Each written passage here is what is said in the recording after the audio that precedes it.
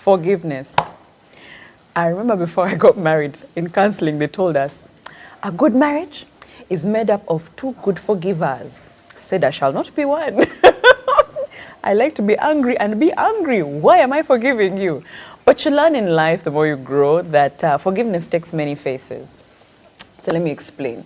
There's the forgiveness when someone approaches you and says, you know what, I was wrong. I really didn't mean to do that. I am sorry. Then you forgive them. Actually, you choose to forgive them. There's the forgiveness where this person, you know, they have an ego. They will never apologize. But you still need to move on, both of you in life. And you choose to forgive them.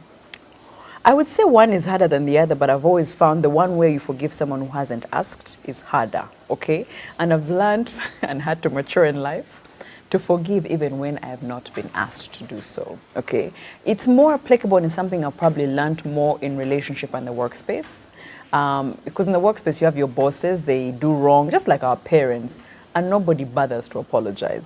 But in relationships more so, you have to mature and not, because I was the type of chick that if you wronged me, we would stay on that thing. How can you apologize? If you don't apologize, how can we revenge? But you know what, let it go. In fact, if anything, I've learned what they always taught us, that forgiveness is for you more than it is for the other person. So yeah, when you mature, you know that forgiveness takes two sides. The side where the person asks for forgiveness and the one where the person, actually, let me tell you how people apologize. People, this is sad. You know that I hate the kind of people who apologize by just moving on. Like if you did something wrong, you're both on edge, you're not talking to each other. What happens is that maybe after like 3 hours, the person just says, hi, are you hungry? Why are you talking to me about food? Of course you know I'm going to say I'm hungry. Then we're going to change the subject. Then I'm going to have to forgive you. Anyway, that's maturity and forgiveness. To bear you. Let's talk about anger since we started with forgiveness. What's maturity in anger? Again, just like the forgiveness, there's anger where you must show the person you are mad. Then, you know, my mother says you pull your mouth to your nose.